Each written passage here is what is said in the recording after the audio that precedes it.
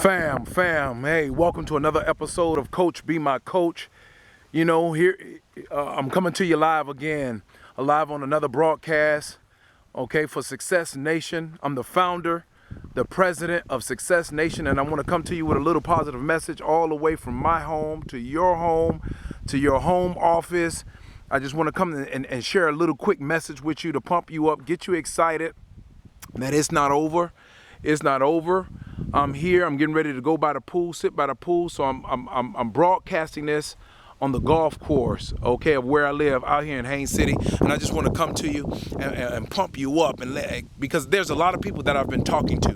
There's a lot of people that come to me for advice, and there's a lot of people that I'm building as I build my client base. There's a lot of hurt people.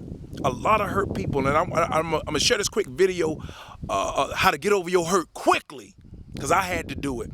And I'm gonna show you how to do it faster, where it won't take you 20 years like it took me, okay? It took me 20 years to overcome. Do you hear me? I'm gonna say that again. It took me 20 years to get over some things. 20 years, that's 2 decades plus. I struggled. But I'm gonna let you know this, how you can overcome your hurt. And I know you're hurt. I know you're in pain.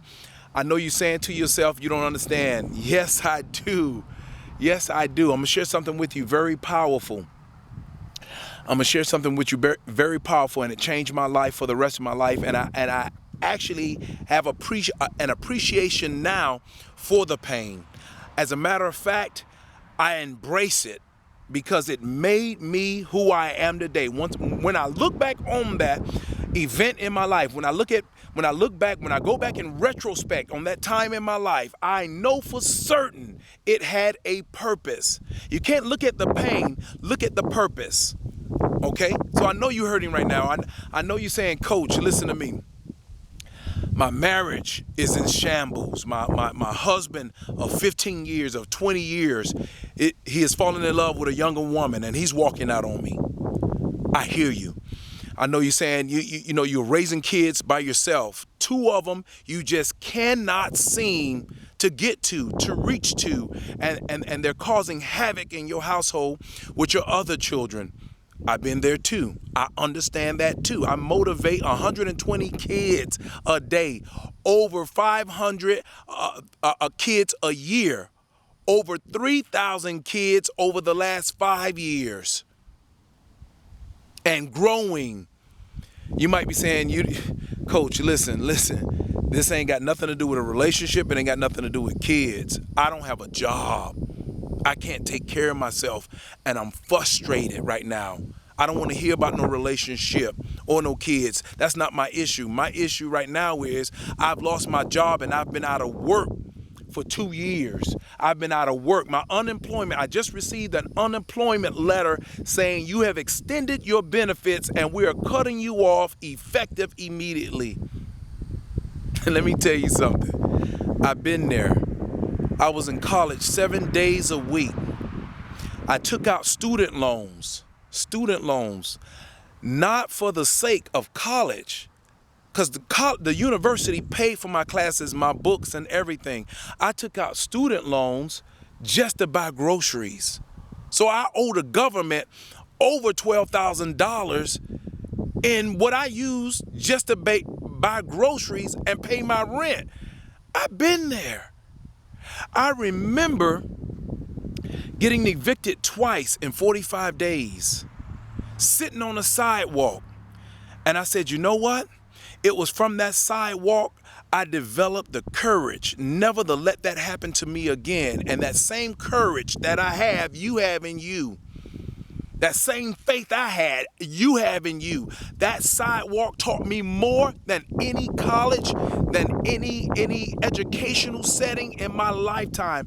And because of that curb, because of that sidewalk, because of me seeing all my clothes and all my belongings in a U-Haul, I can now live like this. So I'm saying to you that it's not over. It's not over. And you can get through this. You will get through this. I want you to be able to say to yourself, look, let me tell you something. You being negative right now is not helping. You being negative, that's only you digging a deeper hole in the dirt. All that stress you're building up upon yourself, you're going to dig that hole for your grave. You might as well put an epitaph saying, I died here.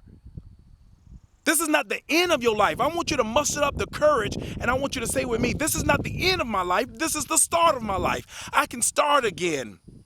I'll get a job again. And if you can't get a job, create one.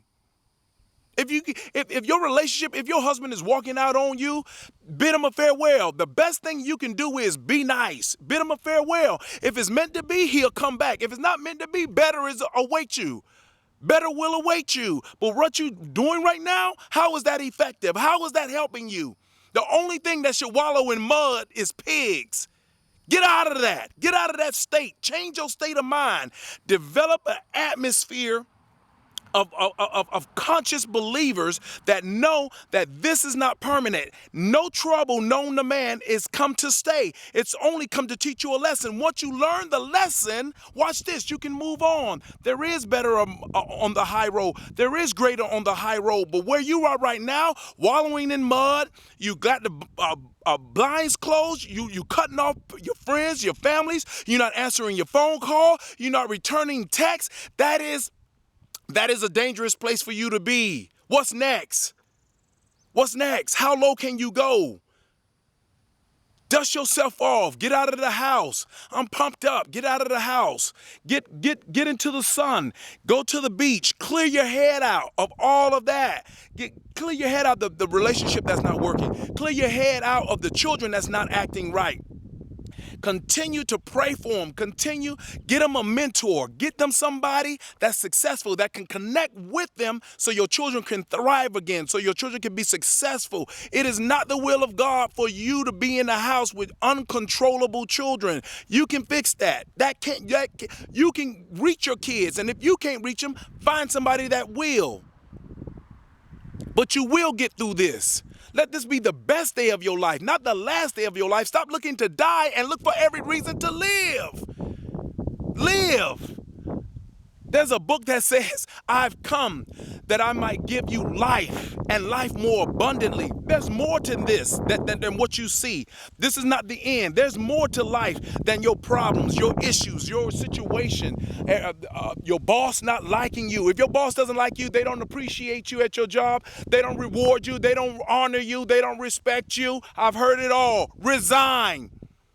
And be the CEO of your own law firm. Be the CEO of your own business. Be the CEO of your own company and show them you can run a company. You can sign the checks. You can lead.